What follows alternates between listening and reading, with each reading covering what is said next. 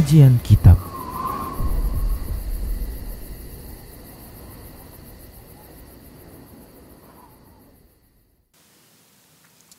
Assalamualaikum warahmatullahi wabarakatuh. Innal hamdalillah nahmaduhu wa nasta'inuhu wa nastaghfiruh wa na'udzu billahi min shururi anfusina wa sayyiati a'malina. May yahdihillah fahuwal muhtad wa man yudlil falan tajida lahu waliyyan mursyida. Asyhadu la ilaha illallah wahdahu la syarika lah wa asyhadu anna Muhammadan abduhu wa rasuluhu alladzi la nabiyya ba'dah. Wa qala Allah subhanahu wa ta'ala ya ayyuhalladzina amanu taqullaha haqqa tuqatih wa la tamutunna illa wa antum muslimun. Wa qala azza man qala ya ayyuhalladzina amanu taqullaha wa qulu qawlan sadida yuslih lakum a'malakum wa yaghfir lakum dhunubakum wa man yuti'illaha wa rasulahu faqad faza fawzan 'azima. Ya ayyuhan nasu taqu rabbakumul ladzi khalaqakum min nafsin wahidah wa khalaqa minha zawjaha wa batha minhuma rijalan katsiran wa nisaa'a wattaqullaha alladzi tasaaluna bihi wal arham innallaha kana 'alaikum raqiba. Amma ba'du, nastaqal hadithi kitabullah wa khairal hadi hadi Muhammad sallallahu alaihi wasallam wa syarral umur muhdatsatuha wa kullu muhdatsatin bid'ah wa kullu bid'atin dhalalah wa kullu dhalalatin finnar. Kaum muslimin dan kaum muslimat, para pemerhati dan pendengar dimanapun Anda berada, alhamdulillah kembali kita bertemu dalam kajian perjalanan setelah kematian. Para ikhwafiddin, sebagaimana yang sudah kita maklumi, perjalanan setelah kematian kita sudah sampai pada padang mahsyar. Sekali lagi, perjalanan kematian kita sudah sampai pada pembahasan atau sudah sampai pada padang mahsyar, di mana yang lalu telah kita bahas terkait dengan karakteristik pengadilan Allah Subhanahu wa taala. Dan juga kita sudah bahas terkait dengan apa saja yang akan ditanyakan Allah nanti di hari hisab. Perkara-perkara, poin-poin apa saja yang akan ditanyakan Allah Subhanahu wa taala kepada seorang hamba nanti di hari hisab, di hari kiamat. Yang lalu telah kita bahas satu poin, telah kita bacakan satu poin. Yang pertama sekali yang akan ditanyakan oleh Allah yaitu terkait dengan kekufuran dan kesyirikan seorang hamba. Di hari kiamat nanti ikhwah, Allah Subhanahu wa taala akan berkata kepada orang-orang kafir, akan berkata kepada orang-orang musyrik, panggil Tuhan-Tuhan kalian yang dahulu kalian sembah. Panggil. Hal yansurunakum aw yantasirun. Apakah mereka hari ini bisa menolong kalian? Aw yantasirun? Atau mereka sendiri, bisakah mereka menolong diri mereka sendiri?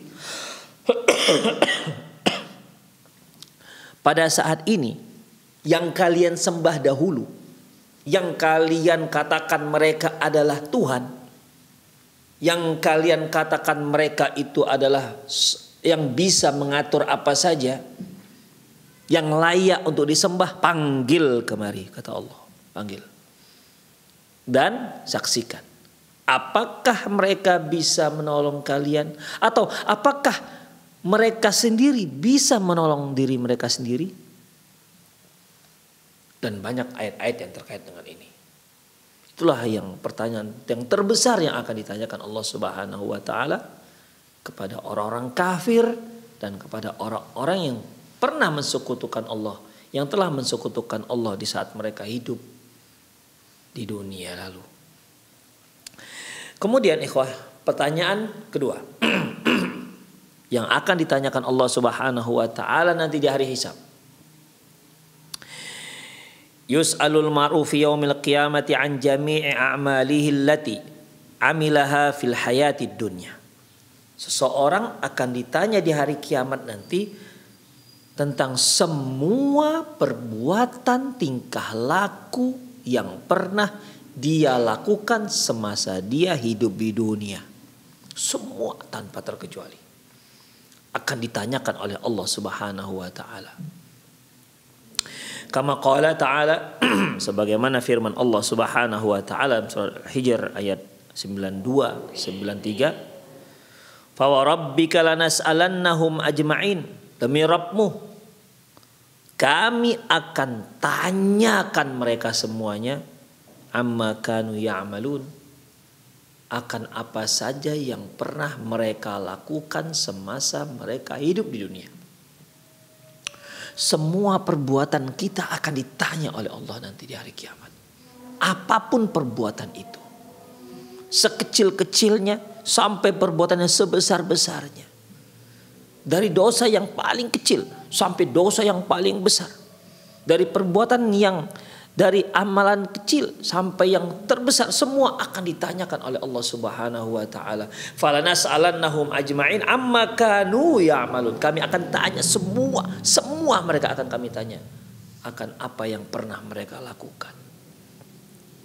Qala ta'ala, Allah juga berfirman, falanas'alannal ladzina ursila ilaihim walanas'alannal mursalin. Al-A'raf ayat 6. Allah berkata lagi, dan kami pasti akan bertanya kepada mereka tentang utusan yang telah kami kirim kepada mereka. Walanas'alannal mursalin, dan kami juga akan tanya para rasul. Allah Subhanahu wa taala akan mempertanyakan kepada kaum yang Allah telah utus kepada mereka para rasul. Apa yang telah mereka lakukan, sikap apa yang telah mereka ambil ketika Allah mengutus para rasul. Mada ujibatumul mursalin? Mada ajabatumul mursalin? Apa respon kalian terhadap rasul yang telah kami utus kepada kalian? Bukan hanya itu ikhwah, dan kami juga akan bertanya kepada rasul yang telah kami utus. Rasul yang diutus akan ditanya oleh Allah Subhanahu wa taala. Kaum yang mendapat utusan itu juga akan ditanya oleh Allah Subhanahu wa taala. Bagaimana sikap mereka terhadap rasul yang diutus kepada mereka. Wa fi Sunan Tirmidzi an Abi Barzata Al-Aslami radhiyallahu anhu anna Rasulullah sallallahu alaihi wasallam qala, bahwasanya Rasulullah sallallahu alaihi wasallam bersabda, la tazulu qadama abdin yaumal qiyamati hatta yus'ala an umrihi fima afnah wa an ilmihi fima fa'ala wa an malihi min aina iktasabah wa fima anfaqah wa an jismihi fima ablah. Rasulullah sallallahu alaihi wasallam bersabda, sesungguhnya kedua kaki anak Adam tidak akan beranjak di hari kiamat sampai mereka ditanyakan beberapa pertanyaan. Sampai mereka ditanyakan tentang usia mereka, kemana dia habiskan usianya. Ditanyakan tentang ilmunya, apa yang telah mereka lakukan dengan ilmunya. Dia akan ditanyakan tentang harta. Ditanyakan tentang harta, dari mana mereka dapatkan, kemana mereka habiskan, dan tentang jasad, kemana mereka gunakan jasad mereka ini. Di hari kiamat nanti, kaki anak Adam tidak akan beranjak sampai dia ditanya. Maksudnya ikhwah, para ulama menyebutkan yang dimaksud dengan kedua kaki anak Adam tidak akan beranjak di hari kiamat hingga mereka ditanyakan beberapa pertanyaan. Maksudnya mereka tidak ada seorang pun di antara anak manusia yang bisa yang melewati hari hisab, yang melewati padang mahsyar kecuali setelah mereka dihisab. Semua akan dihisab, akan ditanya, akan dimintai pertanggungjawaban. Ikhwah azza wa iyyakum. Kecuali orang-orang yang Allah kecualikan, seperti sabda Nabi Sallallahu Alaihi Wasallam, yaitu di kalangan umat beliau ada yang berjumlah sab'una alfan, ada 70.000 orang, yadkhulunal jannah bighairi hisab, di mana mereka masuk surga dengan tanpa dihisab, langsung masuk ke surga. Kalau mereka ini kalau mereka ini nggak ditanya-tanya lagi, ya, tidak ditanya-tanya lagi dan tidak ada hisab. Tapi selain mereka itu tidak akan melewati tempat ini kecuali mereka harus dihisab terlebih dahulu. Yang ditanyakan ikhwah yaitu tentang umurnya. Apa yang telah dia, usia yang Allah berikan kepada dia, 40 tahun, 50 tahun, 60 tahun, terkadang sudah sampai 70 tahun, ada yang sampai 90 tahun. Itu selama 90 tahun dia, apa yang telah dia lakukan dengan usia itu? Dia isi usia itu dengan apa? Apakah dia isi dengan ketaatan kepada Allah Subhanahu wa taala, ataukah malah dia penuhi dengan maksiat dan kemungkaran-kemungkaran? Allah akan pertanyakan tentang usianya. Kemana dia habiskan usianya? Yang kedua, wa an ilmihi fima fa'al. Tentang ilmunya. Ilmu merupakan nikmat yang Allah Subhanahu wa taala berikan kepada kita. Dengan ilmu kita bisa mengetahui mana yang hak dan mana yang batil. Mana yang benar dan mana yang salah. Mana yang sunnah dan mana yang bid'ah. Mana yang syirik dan mana yang tauhid. Itulah ilmu. Nikmat yang sangat luar biasa. Tidak ada nikmat yang melebihi nikmat ilmu. Karena orang tidak akan bisa masuk surga kecuali dengan ilmu. Dia tidak akan bisa bertakwa kecuali dengan menjadi seorang kecuali dengan ilmu. Dia tidak akan bisa mendekatkan dirinya kepada Allah kecuali dengan ilmu. Kalau ada orang yang mendekatkan diri kepada Allah dengan tanpa ilmu, maka dikhawatirkan cara dia mendekati Allah Subhanahu wa taala dengan cara yang tidak disukai oleh Allah Subhanahu wa taala karena tanpa ilmu. Ilmu yang merupakan nikmat terbesar yang Allah berikan kepada seorang hamba. Terus sejauh mana ilmu ini telah dia lakukan? Sejauh mana ilmu ini telah dia aplikasikan dalam kehidupannya? Ketika dia tahu bahwasanya khamr itu haram, lantas apa yang dia lakukan? Apakah dia bertahan tidak mendekati khamr, ataukah dia malah minum khamr? Padahal dia sudah tahu bahwasanya itu adalah haram.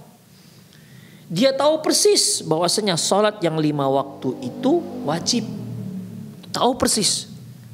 Apakah dia melaksanakan dengan yang sebenarnya ataukah tidak?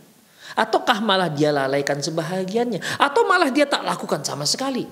Padahal dia sudah tahu itu merupakan kewajiban seorang hamba. Seorang wanita dia tahu bahwasanya, dia punya ilmu bahwasanya dia wajib menutup aurat.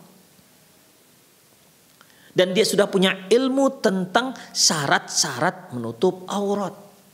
Dan dia tahu persis tentang masalah itu. Tapi apakah dia sudah aplikasikan ini kepada di dalam kehidupannya? Ataukah dia menutup aurat dengan menutup kain yang lengkap? Apakah hanya di saat dia berada di majelis pengajian saja? Sementara ketika dia ke mall, ketika dia gabung dengan konco-konconya, ketika dia sedang kongko-kongko di tempat pertemuan dengan teman-temannya, apakah di saat itu dia juga bertahan tetap menutup auratnya ataukah tidak? Atau ketika dia bersama famili suaminya, Apakah dia menutup aurat sekedarnya saja tanpa memperhatikan syarat-syaratnya atau bagaimana? Itu akan ditanyakan oleh Allah Subhanahu wa taala. Karena satu hal yang tidak bisa kita pungkiri, seorang muslimah dia akan berpakaian syar'i di saat dia pengajian. Ketika dia di luar dari pengajian, maka mulailah auratnya terbuka. Kalaupun tertutup tidak memenuhi syarat. Padahal dia tahu tentang ilmu itu. Allah akan tanyakan sejauh mana ilmu yang telah diamalkan. Demikian ikhwah rahimanallah wa iyyakum. Ketika dia tahu bahwasanya tidak boleh menyentuh seorang wanita yang bukan mahram. Li ayyuta'ana rajulu ra'sa rajuli bimikhyatin minal hadid. Sungguh kepala seseorang itu ditusuk dengan besi. Itu lebih baik khairun min ayyamussal mar'ah la tahillulah.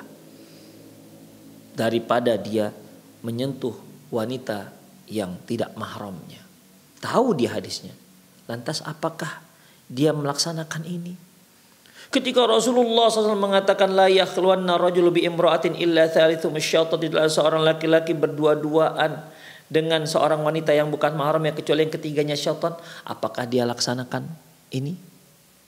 Ketika dia tahu bahwasanya Allah Subhanahu wa taala wa ahallallahu al-bai'a wa harrama riba, Allah halalkan jual beli dan Allah haramkan riba, apakah dia sudah meninggalkan riba? Semua ilmu-ilmu ini akan ditanyakan oleh Allah Subhanahu wa taala di hari kiamat. Wa an ilmihi fima amila bihi, tentang ilmunya. Seberapa banyak, sejauh mana ilmu yang telah dia amalkan. Sejauh mana ilmu yang sudah dia amalkan. Kemudian ikhwah, wa an malihi min aina tasabah, min aina tasabah wa ila aina anfaqahu. Dan juga Allah akan tanyakan tentang harta. Ini harta yang dia dapati. Kita hidup di dunia pasti punya harta. Sedikit atau banyak, melimpah atau tidak, pasti punya harta. Pasti.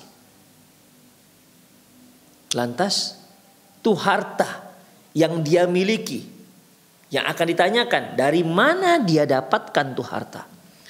Apakah dia dapatkan harta ini dari cara yang haram, mencuri, korupsi, memeras, atau bagaimana? Dari mana dia dapati? Ataukah dari yang halal seperti jual beli dengan sama-sama ridho, atau pertukaran barang, atau hadiah dan lain-lainnya ikhwah? Apakah harta tersebut dia dapati dari yang haram ataukah dari yang halal? Dari yang halal seperti dapat warisan dari orang tua misalnya. Dan kemudian ternyata untuk harta tidak hanya itu. Untuk harta ditanyakan dua. Dari mana dia dapati? Apakah harta ini dia dapati dari yang haram ataukah dari yang halal? Kemudian setelah dia dapati, ini kemana dia habiskan? Apakah dia habiskan di jalan Allah seperti untuk membangun masjid, menyantuni anak-anak fakir miskin, janda-janda miskin, atau untuk kepentingan kaum muslimin, atau untuk apa saja yang bermanfaat untuk kaum muslimin, atau untuk umat manusia? Untuk pelaksanaan bakti sosial misalnya, untuk kepentingan maslahat umat manusia, apakah kesana dia lakukan? Ataukah malah harta yang dia dapati, dia gunakan untuk berjudi, dia gunakan untuk berwisata di tempat-tempat yang haram, atau dia gunakan untuk melacur, atau dia gunakan untuk pergi ke tempat orang-orang kafir yang di sana banyak maksiatnya? Ataukah dia gunakan untuk yang halal, atau digunakan untuk yang wajib misalnya seperti zakat, haji, atau untuk umroh? Demikian ikhwah, itu semua akan ditanyakan oleh Allah Subhanahu wa taala. Allah Subhanahu wa taala akan bertanya, an malihi min aina tasabahu wa ila aina anfaqahu wa fima anfaqahu. Tentang harta, dari mana dia dapati harta ini dan kemana dia gunakan harta ini. La haula wala quwata illa billah. Na'udzubillah min dzalik. Kalau seandainya ada seorang hamba, sudahlah dia dapati hartanya dari cara yang haram, dia gunakan untuk yang haram. Na'udzubillah min dzalik. Double dosanya ikhwah. Double dosanya. Dia dapati hartanya dari yang haram, hasil korupsi, mencuri misalnya, dia gunakan untuk melacur. La ilaha illallah, na'udzubillah min dzalik. Double dosanya. Ikhwah azinallah wa iyyakum. Ya. Kemudian apalagi ikhwah? Wa an jismihi fima ablah. Dan akan ditanyakan tentang jasadnya. Kemana dia gunakan jasadnya ini? Anggota badannya ini. Kemana dia gunakan anggota badannya ini? Apakah dia gunakan anggota badannya ini untuk ketaatan kepada Allah, atau bahkan malah untuk maksiat? Ikhwah rahimanallah wa iyyakum. Ini merupakan nikmat. Anggota badan kita ini merupakan sebuah kenikmatan yang luar biasa. Mata kita ini nikmat. Telinga kita ini nikmat. Lisan kita ini nikmat. Tangan kita ini nikmat. Kaki kita ini nikmat. Bahkan semua organ-organ tubuh kita itu nikmat semuanya. Organ tubuh kita, susunan fisik kita yang kata Allah, laqad khalaqnal insana fi ahsani taqwim, bahwasanya kami ciptakan manusia dengan sebaik-baik bentuk. Itu nikmat. Itu nikmat dari Allah Subhanahu wa taala. Dengan segala kerumitan sistem organ tubuh yang luar biasa. Sampai Allah katakan, wa fi anfusikum afala tubsirun, pada diri kalian, tidakkah kalian lihat bagaimana diri kalian? Bagaimana ciptaan kalian? Yang sampai sekarang manusia tak habis-habisnya meneliti tubuh manusia. Sampai sekarang tak habis-habisnya. Ada saja yang masih tersembunyi, yang tidak diketahui. Padahal kita lihat seberapalah diri manusia ini. Taib, itu semua nikmat dari Allah Subhanahu wa taala. Yang bisa saja suatu waktu Allah ambil. Allah beri kita mata. Nikmat yang luar biasa. Saya kira tidak ada seorang pun yang mau menjual matanya ini 10 miliar. Dia berikan kepada orang lain, sementara dia hidup dalam keadaan buta. Saya kira nggak ada. Atau dia jual telinganya misalnya, atau dia jual lisannya. Nikmat yang luar biasa, ikhwah. Ya. Ini semua merupakan nikmat dari Allah Subhanahu wa taala dan akan ditanya nanti di hari kiamat. Akan ditanya nanti di hari kiamat. Kemudian ikhwah azinallahu wa iyyakum, ya. Itulah yang akan Allah tanyakan nanti. Amalan-amalannya. Hadis diriwayatkan oleh Imam Tirmidzi.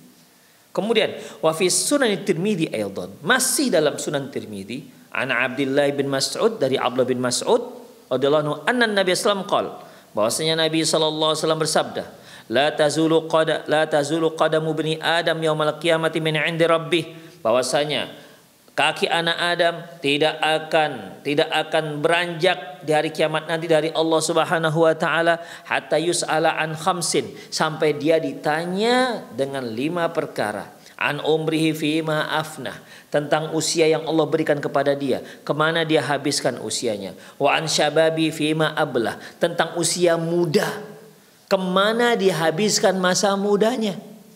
Ikhwah, Allah nggak tanya tentang masa tua. Mengapa demikian? Karena ikhwah, banyaknya maksiat itu di masa muda. Seorang punya keinginan yang luar biasa, cita-citanya dia gantungkan dengan sangat tinggi. Kegesitannya, gairah mudanya itu ada pada dia ketika dia muda. Makanya Allah Subhanahu wa taala mengatakan sab'atun yudhilluhumullahu fi yaumin la dhilla illa dhilluh. Ada 7 orang yang akan Allah naungi di hari yang tidak ada naungan selain naungan Allah. Di antaranya apa ikhwah? Rajulun syabun nasya'a fi ta'atillah. Seorang pemuda yang tumbuh di atas ketaatan pada Allah. Pemuda ikhwah. Kalau orang tua taat itu suatu hal yang wajar. Karena apa? Sebentar lagi mereka meninggal. Dunia mereka sudah lewat.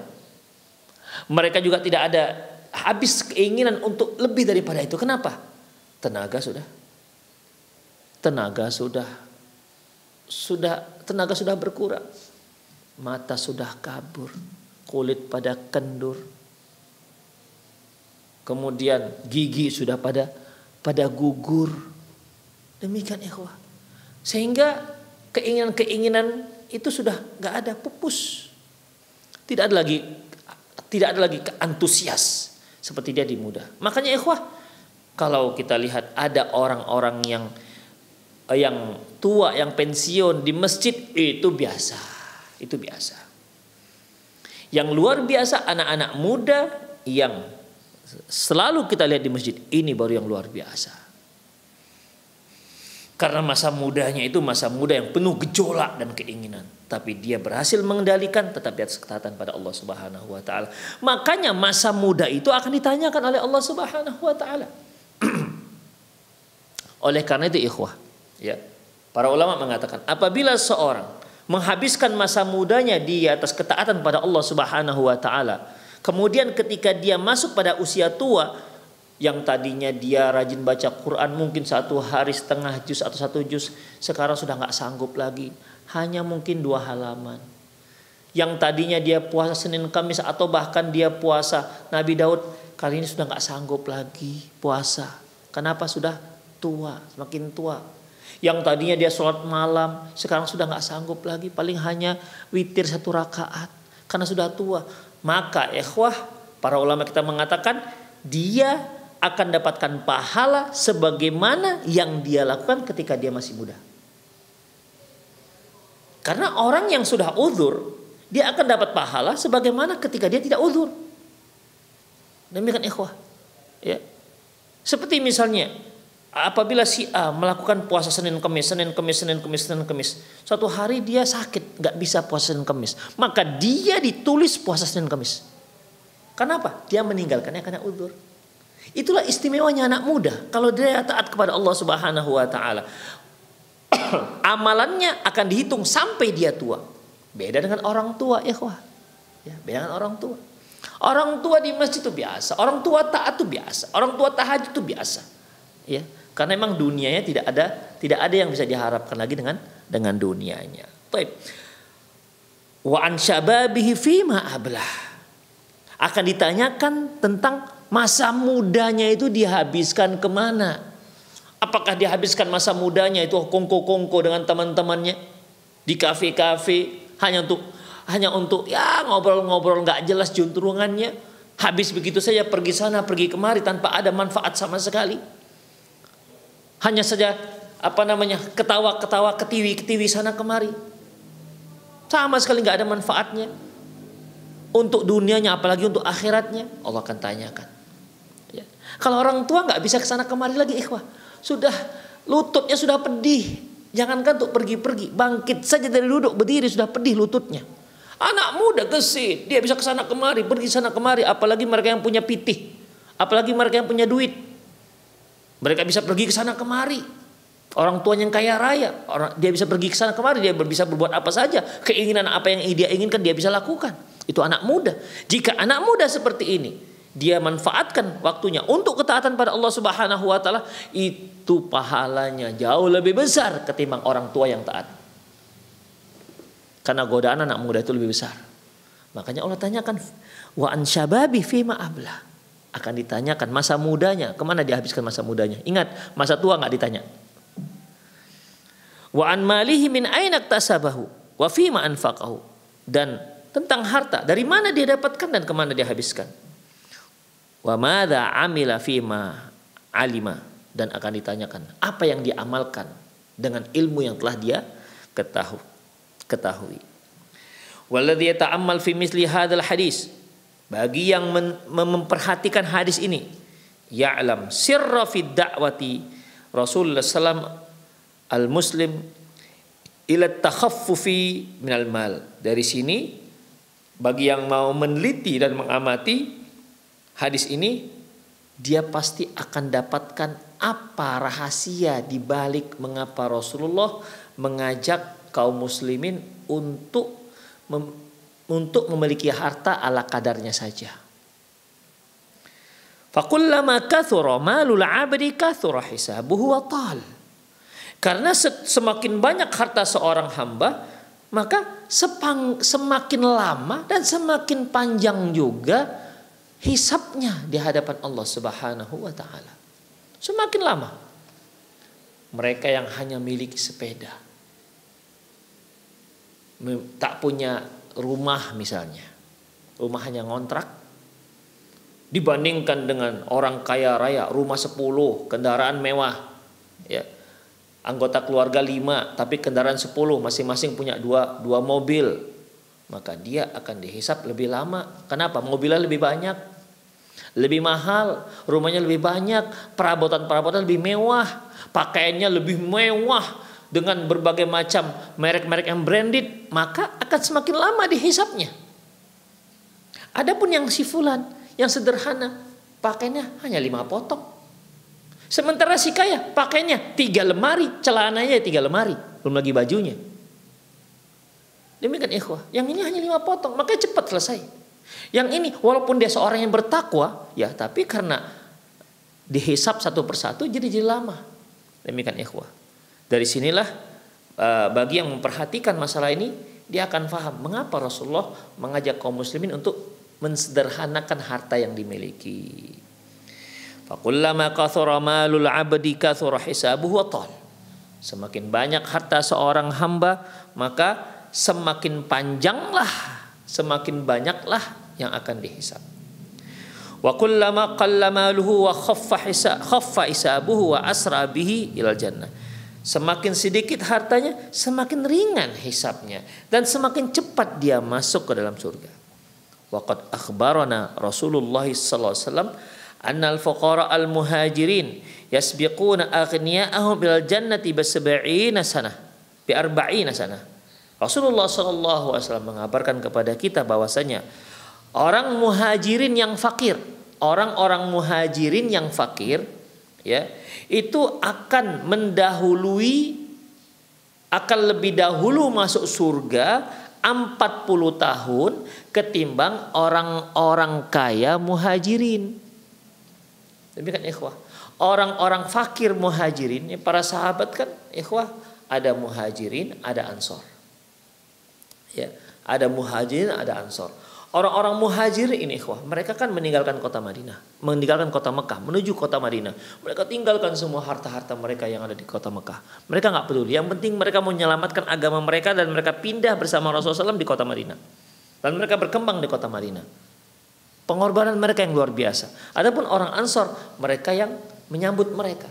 Orang Ansor, mereka harta mereka ada dengan mereka. Orang Muhajirin, mau tidak mau mereka harus meninggalkan harta-harta mereka. Dan harta mereka itu diambil oleh orang musyrik pada waktu itu. Makanya pahala orang yang hijrah waktu itu, masya Allah, luar biasa. Demikian. Orang Muhajirin ini, ya, ada yang fakir dan ada yang ghani, ada yang fakir dan ada yang kaya raya. Maka kata Rasulullah SAW, orang-orang muhajirin yang fakir yang masuk surga itu lebih dahulu masuk surga selama 40 tahun. 40 tahun lebih dahulu masuk surga ketimbang orang-orang kaya muhajirin. Demikian ikhwah. Wa fi sahih Muslim an Abi Abdurrahman al-Hubali al-Hubali qala, dia berkata, jaa thalathatu nafarin ila Abdullah bin Amr bin As. Bahwasanya ada 3 orang datang kepada Abdullah bin Amr bin As. Wa ana indah. Waktu itu aku ada di sana, kata Abi Abdurrahman al-Hubali. Jadi Abu Abdurrahman al-Hubali berkata, ada 3 orang datang kepada Abdullah bin Amr bin As. Waktu itu aku ada di situ, kata Abi Abdurrahman al-Hubali. Kemudian faqalu, apa yang mereka katakan? Mereka katakan, ya Abu Muhammad, wahai Abu Muhammad. Abu Muhammad ini kunyah dari Abdullah bin Amr bin As. Inna wallahi ma naqdiru ala syai'. Wahai Abu Muhammad, wahai Abdullah bin Amr bin As, yang kunyahnya Abu Muhammad, wahai Abu Muhammad, kami itu nggak bisa apa-apa, kami itu nggak mampu apapun. La nafaqata, wala dabata, wala mata'. Kami tak punya nafkah, tak punya harta, Kami tak punya kendaraan dan tak punya harta benda. Kami tak punya nafkah yang bisa kami nafkahi. Kami tak punya kendaraan yang bisa kami kendarai. Dan kami juga tidak punya harta benda. Berarti ini yang 3 orang ini orang miskin, fuqara. Datang kepada Abdullah bin Amr bin As. Faqala ma syi'tum. Ya, kata Abdullah bin Amr, ya terserah kalian. In syi'tum raja'tum ilaina fa'atainakum ma yassarallahu lakum. Kalau kalian mau, ya kata Abdullah bin Amr bin As, ya ini terserah kalian aja ini. Ya kalau kalian mau, ya nanti kalian datang lagi kepada kami akan berilah kalian. Ya semampu kami memberinya kepada kalian. Wa in syi'tum dzakarna amrakum li sultan. Atau kalau kalian mau, akan aku ceritakan kondisi kalian ini kepada penguasa. Wa in syi'tum sabartum. Atau yang ketiga, atau kalian sabar. Mau pilih yang mana? Terserah kalian mau yang mana ini. Ya, kalian nanti datang lagi, kami akan berikanlah semampu kami yang apa yang bisa kami beri. Atau kalau kalian mau, saya akan ceritakan kondisi kalian kepada para penguasa. Ya, atau kalau kalian mau, sabar. Mau pilih yang mana? Kenapa? Fa inni sami'tu Rasulullah sallallahu alaihi wasallam yaqul. Karena aku pernah mendengar Rasulullah SAW bersabda, inna fuqara al-muhajirin yasbiquna al-aghna yaumal qiyamah ilal jannati bi arba'ina kharifan. Sesungguhnya orang-orang fakirnya muhajirin lebih dahulu masuk surga ketimbang orang-orang kaya muhajirin selama 40 tahun. Artinya orang-orang fakir muhajirin 40 tahun lebih dahulu masuk surga ketimbang orang-orang kaya muhajir. Sekarang tinggal kalian pilih mau yang mana. Ya. Mau yang mana? Silahkan. Mau pilih yang kalian sabar sehingga nanti hisapnya ya atau kami akan beri kalian harta, itu pun semampu kami, ya.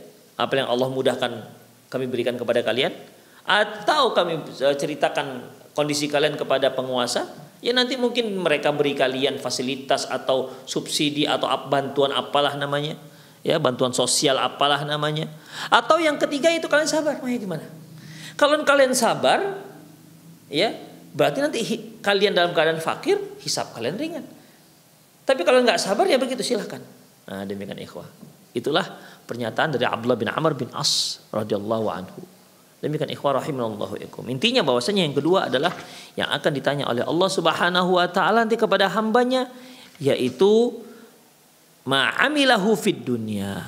Ma'amilahu fid dunyahu, yaitu apa yang dia lakukan semasa dia di dunia.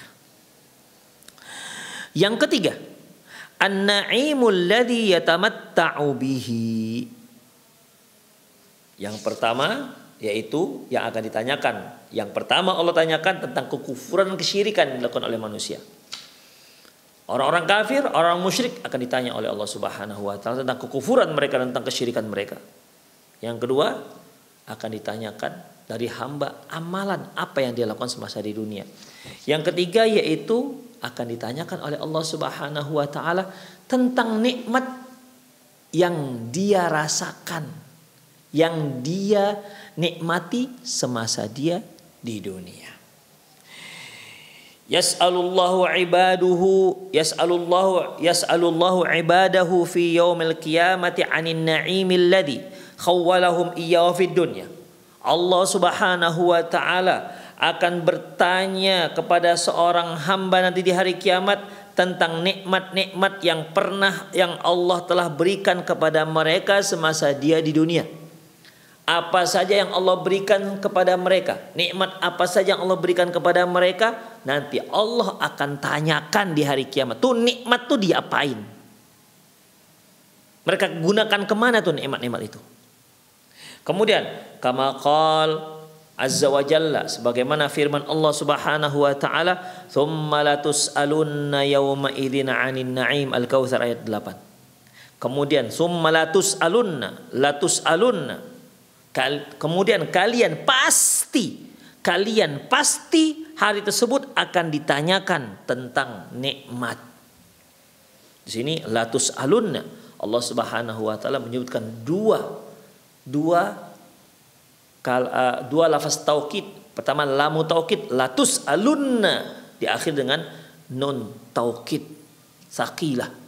Kalian pasti akan ditanyakan hari itu akan nikmat yang diberikan Allah kepada kalian.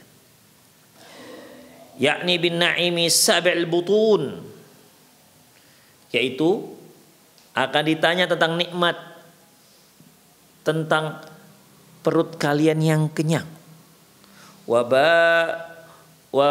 Wabaridil ma, dan air dingin yang kalian teguk. Wadhilalil masakin, dan akan ditanyakan juga tentang tempat tinggal kalian yang nyaman. Wa'tidalil khalqi, dan akan ditanyakan juga dengan kesehatan yang Allah berikan kepada kalian. Walidzatin naum, dan akan ditanyakan juga dengan tidur yang dilakukan dengan nyenyak, artinya kenyenyakan tidur yang dia dapati. Kemudian waqala Sa'id bin Jubair, dan Sa'id bin Jubair berkata hatta an syurbatil asal, bahkan akan ditanyakan tentang madu yang dia minum. Luar biasa ikhwah. Akan ditanyakan tuh perut kenyang tuh. Gimana tuh perut kenyang? Dari mana tuh kenyangnya?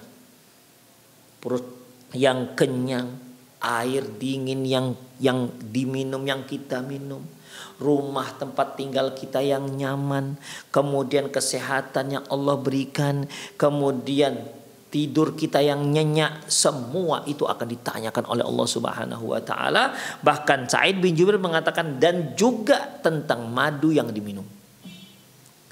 Wa qala Mujahid, berkata Mujahid, an kulli liddatin min liddati dunya, bahkan dalam semua kelezatan yang dia dapati, yang dia rasakan ketika dia di dunia. Kelezatan apa ikhwah? Kelezatan makanan, kelezatan minuman, kelezatan tempat tinggal, hubungan suami istri, itu semua akan ditanyakan. Itu semua kelezatan. Semua kelezatan yang dirasakan manusia semasa di dunia akan ditanyakan oleh Allah Subhanahu wa taala di hari akhirat. Wa qala Al-Hasan Al-Basri, minan na'imil ghada wal 'asya. Hasan Al-Basri mengatakan Allah akan tanyakan tentang makan siang dan makan malam kalian. Makan siang dan makan malam. Allahu alam, mungkin bagi mereka nggak biasa sarapan. Jadi kalau kita di Indonesia yang ada 3 kali makan satu hari, sarapan, makan siang, makan malam, tuh sarapannya akan ditanya oleh Allah, makan siangnya akan ditanya oleh Allah, makan malamnya juga akan ditanyakan oleh Allah Subhanahu wa taala. Wa qala Abu Qilabah, minan na'imi aklus samani, di antara nikmat yaitu makan mentega. Saman ini sebenarnya minyak samin ikhwah. Minyak samin itu ya mirip-mirip mentega gitulah ya. Akan minyak samin yang dia makan, karena orang dahulu juga menggunakan minyak samin. Minyak samin ini salah satu makanan yang nikmat lah begitu jika dicampur dengan roti. Ya kalau kita katakan mentega atau keju gitulah ya. Demikian. Kemudian wala asal, demikian juga madu, bil khubzi an-naqi, yang dimakan dengan roti. Jadi di sini Abu Qilabah mengatakan Allah akan mempertanyakan tentang nikmat, yaitu makan roti yang kalian makan dengan keju atau dengan mentega, atau roti yang kalian makan dengan madu, itu akan ditanyakan oleh Allah Subhanahu wa taala. Jadi kalau sekarang ya roti yang kalian makan dengan jam, roti yang kalian makan dengan serikaya, roti yang kalian makan dengan apa? Dengan daging yang isinya ada daging, roti yang kalian makan yang isinya dengan ada misalnya hotdognya misalnya, roti yang kalian makan di dalamnya ada dagingnya, roti yang kalian makan dengan sticknya misal, itu semua akan ditanyakan. Ya kalau kita sekarang nasi lah ya, makan pokoknya nasi. Nasi yang dia makan dengan rendangnya, nasi yang dia makan dengan kalionya, nasi yang dia makan dengan gulai arsinya, nasi yang dia makan dengan gudegnya, itu akan ditanyakan, semua akan ditanyakan oleh Allah Subhanahu wa taala. Wa an Ibnu Abbasin an-na'im sihhatul abdan wa asma'i wal absari. Wal asma'u sihhatul abdani wa asma'i wal absari. Jadi kata nikmat yaitu terkait dengan kesehatan jasad, kesehatan pendengaran, dan kesehatan penglihatan. Itu merupakan nikmat dari Allah Subhanahu wa taala. Ini bisa kita lihat dalam tafsir Ibnu Katsir. Jadi di sini kalau kita lihat, kita rangkum ya. Sa'id bin Jubair mengatakan minum madu. Mujahid mengatakan semua kelezatan dunia. Hasan al-Basri mengatakan makan makanan yang kita makan, ya. Abu Kilabah mengatakan ya roti yang dimakan. Ini juga ini tafsir tanawu namanya, ikhwah. Tanawu, karena semua itu sudah mencakup, semua itu mencakup yang disebut dengan nikmat. Roti yang dimakan, nasi yang dimakan, semua yang dimakan, semua kelezatan, ikhwah. Ya.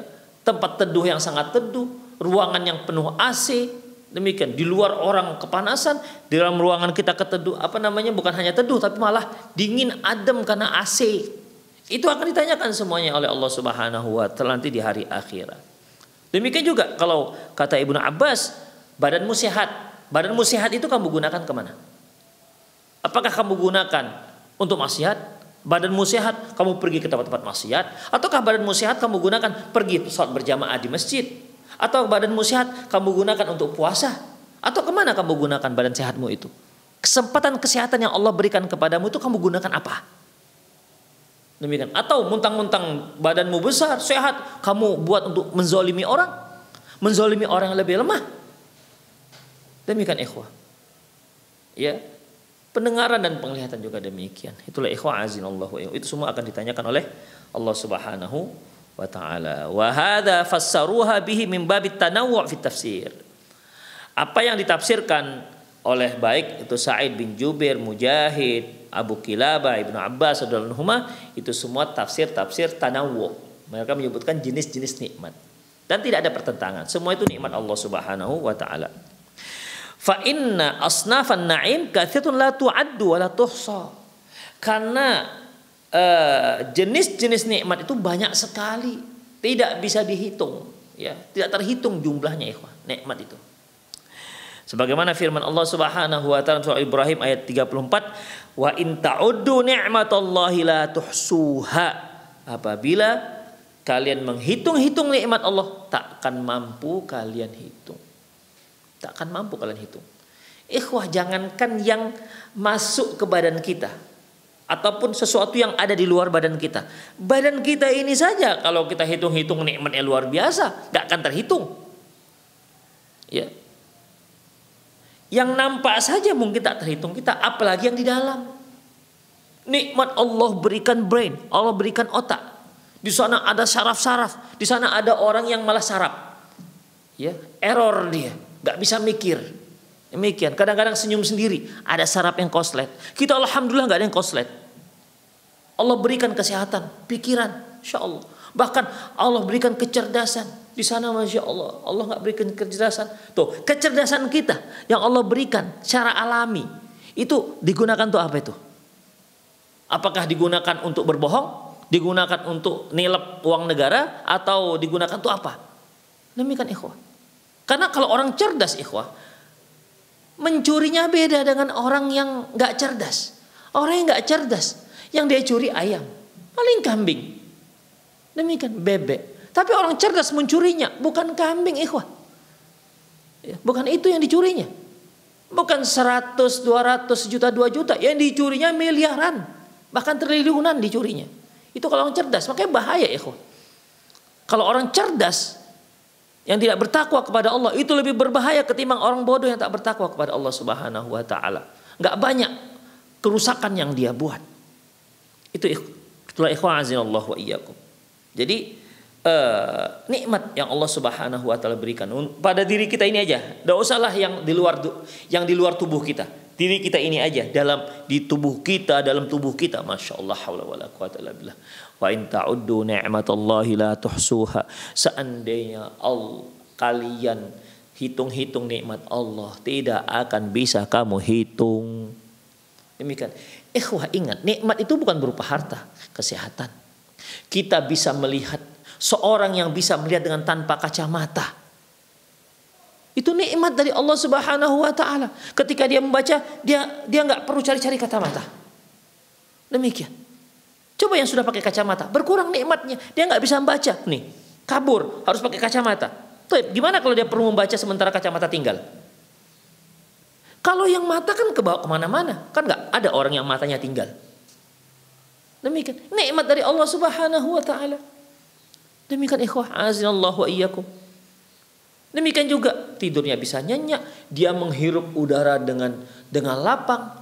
Coba kalau Allah Subhanahu wa taala pilekan kita dikit aja, mau nafas tersendat, kurang nikmatnya. Ketika Allah tak beri kita tidur nyenyak, atau mungkin tak bisa tidur, berapa banyak orang-orang yang nggak bisa tidur, dia harus beli pil tidur supaya bisa tidur. Hanya untuk bisa tidur dia rela untuk merogoh koceknya sampai jutaan rupiah. Untuk apa? Hanya untuk dia bisa tidur. Kita masya Allah, pantang letakkan tubuh kita di kasur, tidur. Jangankan di kasur, pas ngaji aja tidur, pas taklim tidur. Demikian ikhwah, orang-orang harus membeli yang namanya tidur ikhwah. Jutaan mereka beli tidur itu. Kita makan alhamdulillah, kemudian buang air lancar. Ada orang-orang yang gak lancar buang airnya. Harus disemprot lah, harus dipompa lah, harus makan obat ini dan obat itulah supaya keluar. Hanya untuk supaya kotornya keluar. Nikmat. Tapi itulah, ya, terkadang nikmat-nikmat besar itu gak kita anggap. Wala haula wala quwata illa billah. Buang air kecil kita lancar. Ikhwah, coba tanya pada orang-orang yang prostat, yang di sana ada sakit batu karang di kandung kemih, di ginjal. Tanyakan kepada mereka, gimana mereka ketika mau buang air kecil? Berkeringat ikhwah. Setiap kali dia sesak mau buang air kecil berkeringat, trauma. Kenapa? Sakit yang mereka rasakan ketika buang air kecil. Luar biasa ikhwah. Nikmat buang air kecil lancar, luar biasa nikmatnya. Gak semua orang diberikan. Ikhwah azallahu wa iyyakum. Itu nikmat-nikmat Allah Subhanahu wa taala. Baik, karena waktu kita sangat terbatas, insyaallah tentang naimul ladzi yatamatta'u bihi, tentang nikmat yang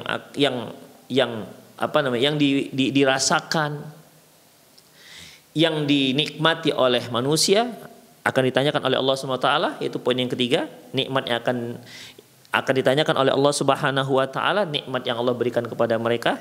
InsyaAllah akan kita lanjutkan di kesempatan yang akan datang. Demikian aku qouli hadza wa astaghfirullah li wa lakum wa lisal muslimin innahu huwal ghafurur rahim. Naam. Allah. Jazakallahu khairan wa barakallahu fiik atas penyampaian materinya pada kesempatan pagi hari ini. Bagi Anda yang ingin bertanya seputar pembahasan pada kesempatan pagi hari ini, Anda dapat bertanya melalui layanan telepon di 0218236543 atau melalui pesan singkat di 0819896543. Pertanyaan pertama akan kita bacakan terlebih dahulu dari pesan singkat. Assalamualaikum Ustadz, mohon bimbingannya. Saya seorang tukang bangunan. Saya diminta untuk membuatkan rumah, tetapi saya akhir-akhir ini tahu kalau orang ini mendapatkan uang atau hartanya dengan cara yang tidak halal. Mohon bimbingannya Ustadz. Jazakumullahu khairan. Silakan Ustaz. Barakallahu fiik. Ikhwah azinallahu wa iyyakum. Kasus seperti ini tidak mengapa. Ya. Yang terpenting adalah yang dikerjakan itu memang halal. Adapun orang yang memberi kita upah, dia dapati uang tersebut dari haram, itu bukan urusan kita. Yang urusan kita adalah kerjaan kita, kerjaan yang halal.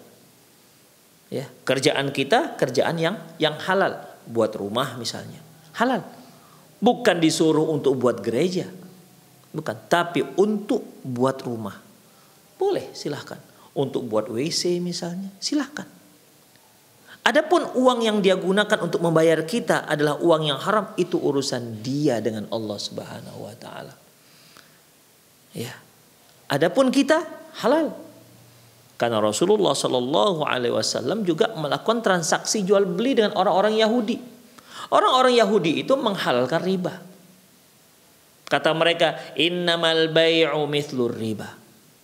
Kata mereka bahwasanya jual beli itu sama dengan riba, nggak ada bedanya. Makanya mereka menghalalkan riba. Ulama-ulama mereka menghalalkan riba. Tapi Rasulullah SAW tetap jual beli dengan mereka. Ya, tetap berjual beli dengan mereka. Jadi dengan ada jual beli tersebut, ya kita ambil harta mereka, kita jual barang kita kepada mereka. Ya, itu mengenai mereka dapat dari mana urusan mereka, bukan urusan kita. Nah, kalau itu kan berupa jual beli, yaitu ada benda yang kita jual, mereka membeli, uang mereka kita ambil. Atau berupa barter misalnya, ya tukar barang. Demikian. Oh ini barang dia diambil dari yang haram misalnya, itu urusan dia. Nah kalau sekarang kan Bapak yang bertanya kan terkait dengan jual jasa ini, jual jual jasa. Sudah, jual jasa yaitu berupa membangun sebuah bangunan rumah misalnya, itu halal, silahkan. Adapun dari mana didapati, Bapak tidak usah mikir. Ya, itu urusan dia dengan Allah Subhanahu wa taala. Demikian, Allahu a'lam bishawab. Jazakallahu khairan atas jawabannya Ustadz. Semoga bermanfaat bagi penanya. Selanjutnya akan kita coba angkat dari layanan telepon. Halo.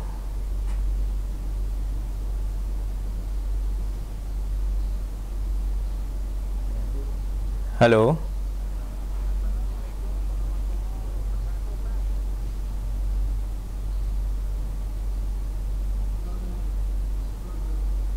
Baik. Sepertinya tidak dapat terhubung. Akan kita bacakan kembali dari pesan singkat yang masuk, Ustadz. Saya Alam dari Sulawesi Selatan. Izin bertanya, Ustadz, apakah orang-orang non-muslim melalui proses juga di hari akhir nanti, Ustadz? Silakan, Ustadz. Ikhwah azinallahu wa iyyakum, kita sudah pelajari terkait dengan apakah orang-orang non-muslim juga akan dihisab. Yang rojih bahwasanya orang-orang non-muslim juga akan dihisab. Ya. Orang-orang non-muslim juga akan dihisab nanti di hadapan Allah Subhanahu wa taala. Namun memang hisabnya tidak sama dengan seperti kaum muslimin. Hisabnya orang kafir sudah jelas masuk neraka. Hisabnya itu untuk menegakkan bahwasanya mereka itu pantas masuk neraka. Agar ketika mereka masuk neraka itu, mereka dalam kondisi tidak ada lagi alasan. Dan memang mereka menyadari sangat pantas mereka mendapatkan neraka itu. Makanya juga akan dihisab oleh Allah Subhanahu wa ta'ala. Para ikhwafidin azinallahu iyyakum, para pemerhati Roja TV dimanapun Anda berada, dan para pendengar radio Roja dimanapun Anda berada, ya semoga Allah Subhanahu wa ta'ala merahmati kita, dan semoga Allah Subhanahu wa ta'ala meringankan hisab kita nanti di hari akhirat, dan mengumpulkan semua kita dalam surganya kelak. Demikian saya undur diri. Mohon maaf atas segala kesalahan. Aku qouli hadza wa astaghfirullah li wa lakum wa lisal muslimin innahu wal ghafurur rahim. Assalamualaikum warahmatullahi wabarakatuh.